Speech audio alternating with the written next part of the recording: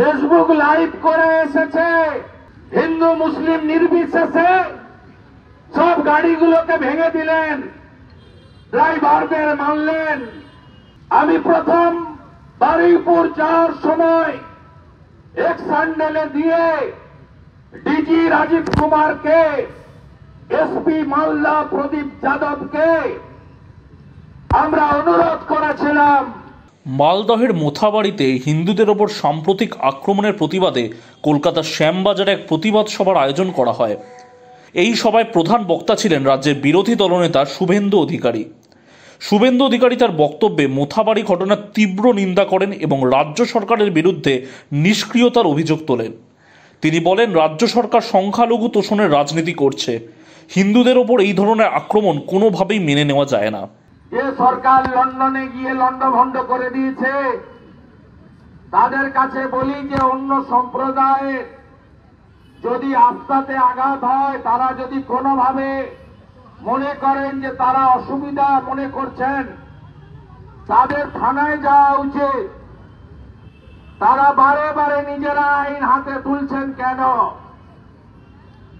আইন হাতে তুলছেন এই কারণে, কারণ তারা প্রকাশ্যে বলেন এ সরকার আমাদের সরকার, এই সরকারটাকে আমরা রেখেছি, তাই আমরা যা খুশি করব। এই সরকারের যারা ট্যাক্সের টাকায় বেতন পায়, সেই পুলিশের লোকেরা কিছু করবে না, মডেল একই। গত 2-3 মাসের মধ্যে বেলডাঙ্গা, নওদা, কালকে মোথাবাড়ি। অভিযোগ কি? তার আগের দিন রামনবমীর কোন প্রস্তুতি যাত্রা ছিল, সেখানে কিছু অভিযোগ তারা করছেন। অভিযোগ করার জায়গাটা আছে থানাতে। আপনারা কালকে মাইকিং করে ধর্মীয় পতাকা নিয়ে মোথাবাড়ি বাজারে 50-এর বেশি হিন্দু দোকানদার বেছে বেছে সব দোকান ভাঙলেন, লুট করলেন। যথারীতি পুলিশ যখন ঘটছে, পুলিশ ছিল না, অথচ আপনি অবাক হয়ে যাবেন, ঘোষণা দিয়ে এসেছে, ফেসবুক লাইভ করে এসেছে যে আমরা কালকে 3টের সময় মোথাবাড়িতে অভিযান করব। সাধারণ নয়। এ কোন রাজ্যে আপনি বসবাস করেন? এ কোন পুলিশ? এ কোন শাসক? নিরীহ লোকগুলো দোকান তছনছ করলেন। রাস্তায় যাওয়া হিন্দু মুসলিম নির্বিশেষে সব গাড়িগুলোকে ভেঙে দিলেন, ড্রাইভারদের মারলেন। রাত্রি অবধি তাণ্ডব চলল। আমাদের যাদব সমাজ, ঘোষেরা, যারা দুধ এবং ছানা ইত্যাদির মালদা, মুর্শিদাবাদ, নদিয়ায় বিশেষভাবে তারা ব্যবসা বাণিজ্য করে, সবগুলো গাড়ি থেকে ছানা নামিয়ে সেখানে থাকা আমার ঘোষ বন্ধুদের, যাদব সমাজকে মেরে রক্তাক্ত করলেন। আমি প্রথম বারুইপুর যাওয়ার সময় এক স্যান্ডেলে দিয়ে ডিজি রাজীব কুমারকে, এসপি মালদা প্রদীপ যাদবকে আমরা অনুরোধ করেছিলাম যে ব্যবস্থা নিন। আমরা এসপি সম্ভবত চেঞ্জ হয়েছে এখন, তা আমি করার পরে দেখলাম পুলিশ এলো, পুলিশের সামনে পুলিশ এসে হাত পা ধরছে তাণ্ডবকারীদের। আমি আবার রাত্রে এক স্যান্ডেলে দিলাম, দেখবেন পুলিশ হেলমেট লাগিয়ে, র্যাপের পোশাক পরে, গ্যাস লাঠি রাবার বুলেটের বন্দুক নিয়ে তাদের হাত পা ধরছে। আর কি বলছে তাণ্ডবকারীরা? বলছে এরা গুলি করতে পারবে না, কারণ তারা জানে আইনের শাসন নেই, মমতার সরকার আছে, তোষণের সরকার, ভোট ব্যাংকের রাজনীতির সরকার। বলছে হিন্দু শূন্য করে দেব। এটা সংবিধানের ভাষা? এটা গণতন্ত্রের ভাষা? এটা কেউ বলতে পারেন? পারেন না। আজকে আপনি দেখলেন ইন্টারনেট বন্ধ, 163 ধারা, যেটা আগের 144 বিএনএস এর অন্তর্গত, সেটা দিয়ে আপনাদের ওখানে কাউকে ঢুকতে দেওয়া হচ্ছে না। ভারতীয় জনতা পার্টির জেলার সভাপতি অজয় গাঙ্গুলি, 2 বিধায়ক গোপাল শাহ, চিন্ময় বর্মনরা যখন মুভ করেছে, ঠিক চিরাচরিত প্রথা অনুযায়ী 10 কিলোমিটার দূরে আটকে রাখা হয়েছে।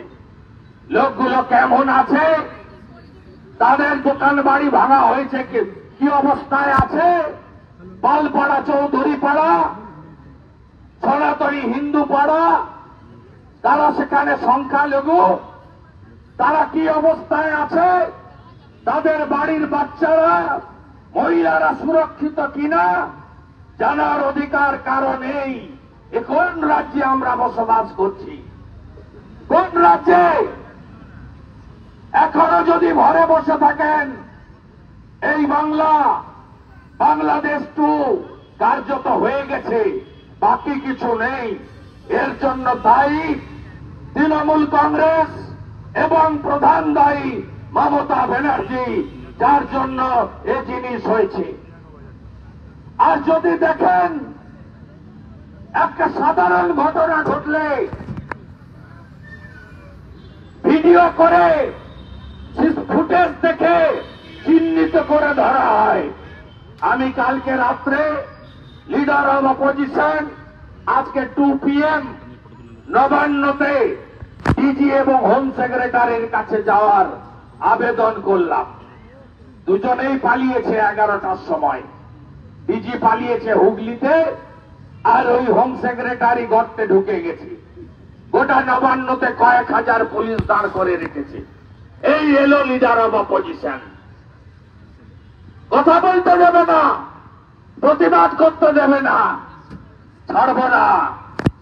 আমি অনেক পরীক্ষায় পাস করেছি। 2022 কোজাগরী লক্ষ্মী পুজো, মমিনপুর, ইকবালপুর এনআইএ করেছিলাম।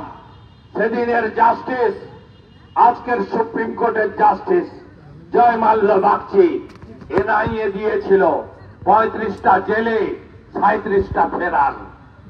2023 রামনবমীর মিছিলে ঢিল মারলেন। রিসড়া, হাওড়া, শিবপুর, ডালখোলা, মোট গ্রেপ্তার 85। কিছু বেলে, কিছু জেলে, কিছু কন্ডিশনাল বেলে, বাকিরা ফেরার।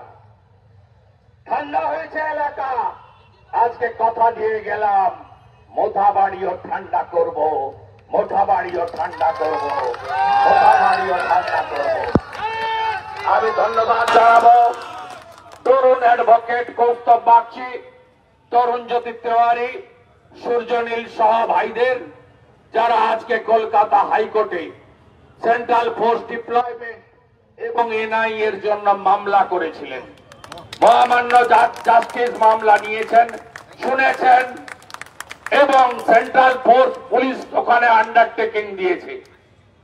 বলেছে এসপির উপর পার্সোনাল লাইবিলিটি ফিক্স আপ করেছে কোর্ট, মাননীয় বিচারপতি সোমেন সেনের বেঞ্চ, যাতে ওখানে সমস্ত মানুষের জীবন এবং সম্পত্তি রক্ষা করা যায়।